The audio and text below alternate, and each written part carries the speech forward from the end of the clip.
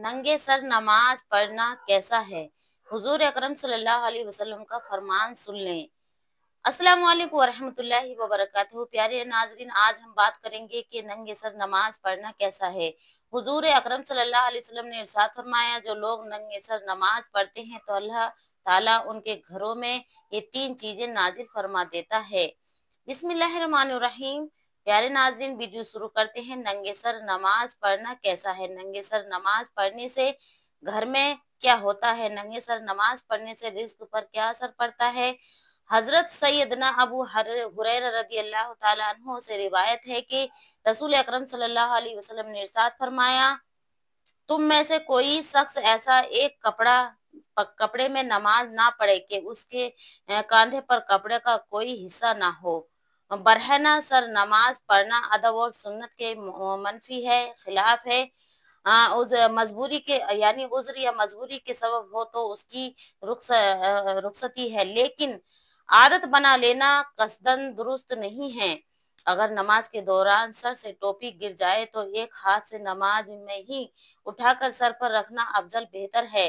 नंगे सर नमाज पढ़ने से नमाज की सेहत पर कोई असर नहीं पड़ता। नमाज की कबूलियत के लिए सर का ढकना जरूरी है। सर का ढकना जरूरी है। औरत के लिए जरूरी है औरत के लिए जरूरी है और औरत पर मर्द में भी शामिल है, यानी औरत पर भी शामिल है, मर्दों पर भी शामिल है। लिहाजा नंगे सर नमाज पढ़ने से नमाज सही नहीं होती। सर ढकना सुन्नत है और मुस्तहब है, क्योंकि नबी करीम सल्लल्लाहु अलैहि वसल्लम ने अमूमन सर पर अमामा बांधकर नमाज पढ़ा करते थे। ये नमाज की जीनत और एहतराम के लिए मुस्तहब समझा जाता है। कुछ तफाको यानी सफा कुछ सकाफतों और रिवायतों में मरवी है कि सर नंगे सर नमाज पढ़ने को गैर मामूली समझा जा सकता है, मसलन मशरिक के वास्ते और जुनूबी। ऐसे में मर्द अमूमन टोपिया और इमामा पहन कर नमाज पढ़ते हैं। सर ढांप कर नमाज पढ़ने से इबादत की खूबसूरती और जीनत बढ़ती है, जो अल्लाह रब्बुल इज्जत के हुजूर एहतराम और खुशू की अलामत है। हजरत वाज उलमा के नजदीक सर ढांप कर पढ़ने से नमाज में खुशू और खुजू पैदा होता है, जो इबादत की रूहानी कैफियत को बढ़ाता है। उस पर नबी करीम सल्लल्लाहु अलैहि वसल्लम ने इरशाद फरमाया, जब तुम में से कोई नमाज पढ़ो तो अपने सरों को कपड़े पहन लो, यानी कपड़ों से ढांप लो। बेशक अल्लाह ज्यादा हकदार है कि उसके लिए जीनत की जाए कि नंगे सर नमाज पढ़ने से नमाज की सेहत पर कोई असर नहीं पड़ता। सुस्ती से नंगे सर से नमाज पढ़ना यानी टोपी पहने बोझ मालूम होता है या गर्मी मालूम होती है, मगर वो मना है, मुकरू है, क्योंकि ये तजर्बा सही नहीं है, यानी नापसंदीदा काम है। और अगर तहकीर नमाज मकसूद है, मसलन नमाज कोई ऐसी अहम चीज नहीं जिसके लिए टोपी अमामा पहना जाए, तो ये कुफ्र है। और खुशू खुजू यानी नमाज में दिल लगाने के लिए सर पर बरहना ना होना चाहिए, यानी नंगे सर नमाज पढ़े तो मुस्तहब है। काहली, सुस्ती और लापरवाही की बिना पर टोपी के बगैर नंगे सर नमाज पढ़ना मकरूह तंजीम है और इससे सवाब में कमी होती है। अल्लाह रब्बुल इज्जत अलबत्ता अगर कभी गलती से टोपी साथ ना हो इंसान के और फौरी तौर पर किसी जगह से मैसर भी ना हो सकती, उस सूरत में नंगे सर नमाज पढ़ने की वजह से कराहत नहीं होगी। नबी करीम सल्लल्लाहु अलैहि वसल्लम ने फरमाया, आमूमी हवाले में इमाम टोपी के जरिए सर मुबारक को ढांपा करते थे, इसलिए सर पर अमामा टोपी पहनना सुन्नी जायद में से है, जिसके दर्जे मुस्तहब हैं। और सरकार दो आलम सल्लल्लाहु अलैहि वसल्लम ने कभी बगैर नंगे सर नमाज नहीं पढ़ी और यानी नंगे सर नमाज नहीं पढ़ी। और सर का ढांपना लिबास का हिस्सा है। सर का ढांपना लिबास का हिस्सा है।